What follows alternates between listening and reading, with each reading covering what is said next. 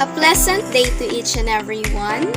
I, Kia Nicole Enyama, together with my group mates, April Grace Makaiba, Julita Edaya, and Leia Marie Soliman, honored to present to you our topic entitled Language of Kalinga. So to start, let me give you a brief introduction about Kalinga. At present, speaking mutually intelligible dialects and possessing a strong sense of ethnic identity, nurtured with peace pacts, the Kalinga display much more cultural diversity among themselves. This is because of their division into small endogamous territories. So, to cut it short, there emerged a cultural diversity among the Kalinga people due to their division into small endogamous territories. Do you know that the name Kalinga implies a negative marker? Why? It is because in Ibanag, the language of Christianized Cagayan lowlanders, the name Kalinga comes from the word for enemy. But despite its negative attribute, Kalinga have rich cultural traditions and expression of music, dance, and artisan work. On the other hand, there have been a substantial external influence that increased contacts and made the endemic feuding infinitely more murderous and threatened to annihilate the Kalinga society. So this fear motivated the emergence of peace pact system, and this was to endorse. So, the American introduced sanitation and school, and educated Kalinga were soon able to fill the local administrative position initially occupied the lowland Filipinos. World War II flooded the highland with firearms, and since then, mutually assured destruction has kept the peace between well-armed Kalinga groups. With some of their land threatened by government dam projects, the Kalinga along with the Bontoc have been among the most assertive of what are currently termed cultural communities. So ayun na nga, yung mga Amerikano yung nagturo sa mga Kalinga patungkol sa kalinisan at mga paaralan. At yung mga nakapag-aral na Kalinga, sila yung agad na napunan ang mga lokal na posisyong administratibo na unang inokupahan ng mga Pilipino sa mababang lupain. Ang hilig ng Kalinga ay para sa individual na pagkakaiba ay ito yung nag-udyok sa kanila sa masikasig sa pakikilahok sa politika ng electoral na Pilipino. Thank you. Kalinga is one of the province in Cordillera and occupy a northern section of northern Luzon Cordillera Central, which is drained by the Middle Chico River and its tributaries. The territory of the Isneg people of the Apayao Basin intervenes between the Kalinga and So, for the continuation of location and homeland, in 1970s, the Kalinga numbered 40,000 with the heaviest concentration in the south were rice and gold. According to the census in 2000, the population of Kalinga province stood at 174,023. So, dito sa atin sa Kalinga, hindi lang purong mga Kalinga ang nakatira kasi may mga Ilocano, Kankanaay din ang nakatira. So, as estimated, 64.4% ang nakatirang purong Kalinga at 24% naman ang bilang ng mga Ilocano at 2.5% naman ang nakatirang mga Kankanaay. The Kalinga speak mutually intelligible dialects of the same Austronesian language. Ang mga Kalinga daw ay nagsasalita ng magkakaparehong wikang Austronesian. Ang Kalinga din ay mas nalalapit na nauugnay sa mga tindian, Isneg, Gaddang, Ibanag at Ilocano kaysa sa Bontoc, Kankanae at Ifugao. The dialects may currently be converging under the influence of phonetically simplified, heavily Ilocano influence form of Kalinga. Kumbaga para under the influence phonetically simplified, mas nagkakaintindihan ang mga Kalinga sa paggamit ng salitang Ilocano kasi sa katunayan, mas malawak na nauunawaan ang Ilocano na ginagamit upang itala ang mga terminong pispak sa pagitan ng mga grupo ng Kalinga.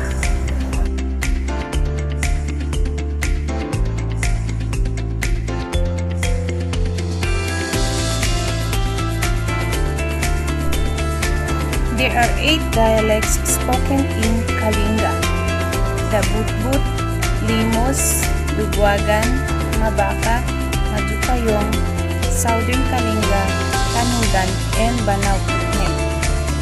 Butbut Kalinga is a language of the Kalinga dialect continuum. There are 15,000 speakers for the language and 1,000 monolinguistic. Butbut Kalinga is an Austronesian language spoken in the Kalinga province of Northern Luzon in the Philippines. The speakers themselves call the language as Pinutput.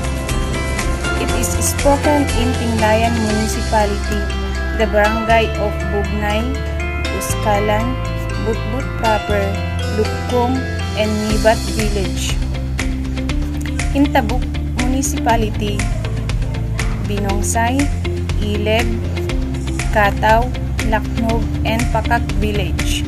And from the Rizal Municipality, Andarayan, Anunang, Bua, and Malapiat village. All the places mentioned a while ago is under the Butbut tribe. Example of their dialect is Payuhitikat, meaning good morning. Another example is Manjavara, meaning thank you. And Wayu Erkaw, meaning is good afternoon. Limos Kalinga. Limos is a barangay in municipality of Pinokpok in the province of Kalinga. It is also one of the spoken dialect here in Kalinga. It is spoken in different municipalities here in Kalinga, the municipalities of Pinokpok, Tabuk, and Rizal. Examples of their dialect is Awad Ulog Sing Boloyni, meaning there is a snake in our house. Other example is Mangkiwasak si Palatuon Inalgaw, meaning I wash plates daily. Other examples also is Lawing din mangkang kalit na, meaning his penmanship is bad. And the last example is Makakangli-kanglit, or meaning he keeps on writing. So we will tackle about Southern Kalinga. The Southern Kalinga of the Philippines, numbering 19,500, are no longer unreached. They are part of the Filipino tribal cluster within the Malay People Affinity Bloc. This people group is only found in the Philippines. Their primary language is Southern Kalinga. So, ano nga ba yung mga taong nagsalita ng Southern Kalinga or part ng Southern Kalinga? First, Lubwagan Municipality, some also in Tabuk City and Mountain Province as well. There are 11,000 speakers as of 1980. Dialect includes Malango, Sumadel, Bangad, and Tinglayan. And I will give you some example kung paano sila magsalita. So first, Napyaun Gidgidan means good morning. Second, Napyaun Labi means good evening. Chunron is to hear. Lumigwat manadcharan is to walk. And lastly, mangan is to eat. Thank you. Mabaka Valley Kalinga language, also called Kaluan Mabaka or Mabaka Itneg, spoken in Northern Kalinga province. It has a language status of 6A, meaning the language is used for face-to-face communication by all generation and the situation is sustainable. Tanudan is a municipality in the landlocked province of Kalinga. Tanudan has 16 barangays but have 6 different dialects and different accents. For example, ang Baroe Bigbigat, Ukayang Majukayang people live in scattered village community in the hills of Kalinga and Mountain Province on the northern Philippines island of Luzon. Examples in their languages, the word big they called as Dakar and Arad. Lubuagan Kalinga language. This language is spoken in Kalinga province, mainly in Lubuagan and Tabuk City. There are roughly 30,000 speakers, and its dialects are Ginaang, Balbalasang, Ableg-Saligseg, and Balatok Kalinga or Balatok Itneg. This language has a status of 5 are developing, which means that it is in vigorous use, though it is not yet widespread and sustainable. So let me give you an example. An example of words in Lubuagan language and its translation into English. First, we have Makoom. Makoom, meaning, what are you doing? What are you doing? Next, we have Maayam. Maayam, meaning, where are you going? Where are you going? Next, umali ka otla. Umali ka otla, meaning, come here. Here's an additional example. Piok eka. Piok eka, meaning, I like you. I like you.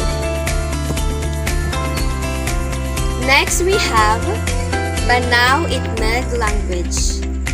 According to Ethnologue, this language is classified as Kalinga rather than Itneg. It is spoken in Kalinga province, mainly in Balbalan and Pasil municipalities, and there are 3,500 speakers as of 2003. Let me give you an example. First, Nabalo awakas no. Nabalo awakas no, meaning good morning. Next, Nabalo agitam no. Nabalo agitam no, meaning good afternoon. Next, Nabalo apanagugip no. Nabalo apanagugip no, meaning good night. Next, Agsisina tayon. Agsisina tayon, which means goodbye. Last, Agsunta man na din. Agsunta man na din, which means see you later. See you later. Before we end our presentation, let me share with you quotations in relation to our topic.